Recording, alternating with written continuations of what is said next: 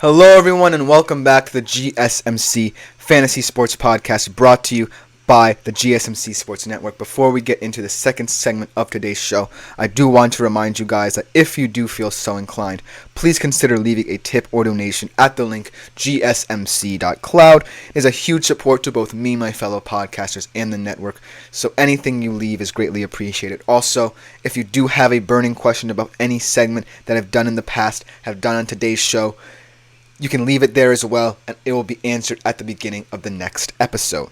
Now, I hope you guys definitely enjoyed that last segment. It could potentially be the last one I do for quite some time, but we definitely know that we definitely have one more of a hockey segment after today's one, because Game 3 of the Stanley Cup Finals between the Florida Panthers and the Edmonton Oilers took place last night, and it definitely proved to be one of the most exciting games in what was kind of becoming a very flat series, as the Florida Panthers have asserted their dominance so vengefully, and it's just such a dominant performance by them. But let's get right into the fantasy stats for this game. Obviously, if Sergei Bobrovsky did not exist, the guy who I've been praising throughout this entirety of the postseason, Sam Reinhart, would be my pick for the Conn Smythe Trophy. Last night he had 8 fantasy points, 1 goal and an assist. And also for the Florida Panthers, how about Alexander Barkov? Obviously not playing as if he's injured right now. 8 fantasy points, a goal and an assist as well.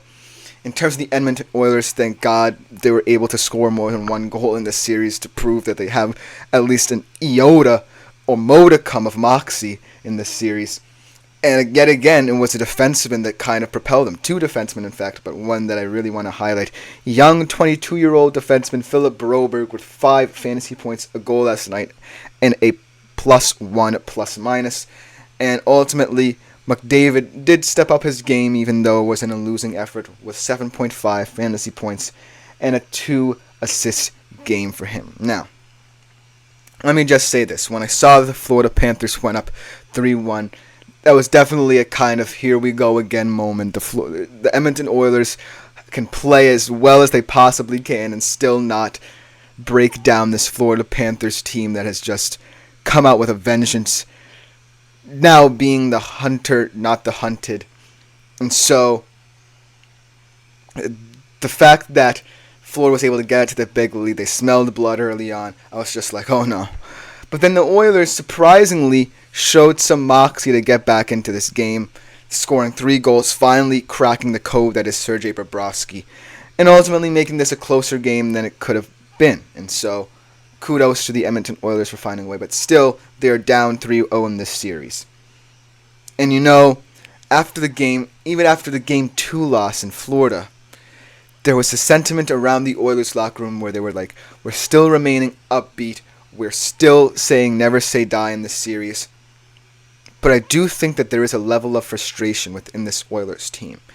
And I don't think it's necessarily surrounding the fact that they can't seem to win a game off of Florida, no matter how hard they try, no matter how well they play in all areas of the rink. I think it's just a frustration due to the lack of experience they have in a final situation. Florida has been here before, remember that. The Edmonton Oilers feel like they should have been here much earlier, but they just feel like they're out of their depth right now. And I don't necessarily see a path forward for them to get back into this series. I think they could potentially steal Game 4, maybe because of the Edmonton home crowd and the atmosphere they were able to create last night. But right now, I definitely feel that even though they're trying to keep a happy atmosphere surrounding the team, try and keep an upbeat mood centered around their team structure, I just feel like the Florida Panthers are just one step ahead of them at every turn. Okay, congratulations, you got 3 goals past Sergei Bobrovsky. We got 4 past your defense. And it's just coming down to the fact that the Florida Panthers right now just know who they are as a team. They're no longer the team last year who, as the 8th seed, shocked so many people and then in the finals just completely fell apart because everyone was just injured for them. They weren't healthy. They weren't playing up to their full potential. And so, this year, they just came up with a full-on vengeance, swept through the Eastern Conference, and now we're seeing in the finals the true might of this team. And kudos to them for just absolutely not giving into the narrative surrounding the Edmonton Oilers and their star talent, and just being who the Florida Panthers have been all season long. And that is the best team in the NHL. And so, I feel like the narrative surrounding why I feel there is a frustration surrounding the Edmonton Oilers right now is kind of because in this series, the main goal production for the Edmonton Oilers has come from their defensemen. And not necessarily saying that their defensemen have played horribly offensively, because they have been some bright spots in terms of how Chris Knoblauch has experimented with them in terms of their offensive production and defensive output as well, protecting Stuart Skinner, who's looking kind of rough right now. But the Florida Panthers are just taking advantage of when the Edmonton Oilers let their guard down. We saw that in Game 1 when Edmonton really could have taken that game. I could be sitting here right now saying that the Edmonton Oilers are 2-1 up in this series. That's how crazy and volatile the series could have been. The Florida Panthers are proving, hey, you haven't been here before. You can have all the stars. You can have Connor McDavid, Leon Draisaitl, Evan Bouchard, who stepped up in this postseason. But we have the team.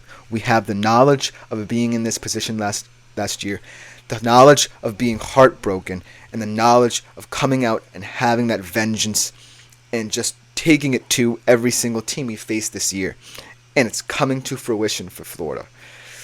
In terms of Edmonton, yes, I do think that there are bright spots in the way they play, especially in this finals, but it's just not connected. That's the difference in the series. The word that comes to mind when I think about this series is intention. The Florida Panthers right now are doing everything with a purpose. They have a mindset instilled in them of just dominating the game both offensively and defensively in both zones of the rink. And the Edmonton Oilers are just lacking in that intention. Yes, last night I was kind of shocked by this level of grit that they showed in attempting to come back. But that just goes to show the Florida Panthers are already one step ahead of them. You score one goal, the Florida Panthers have already scored a goal to take a 2-goal lead, so it really doesn't matter. Do you see where I'm getting at? I kind of feel like the Edmonton Oilers right now lack purpose. They lack the knowledge of knowing who they are as a team.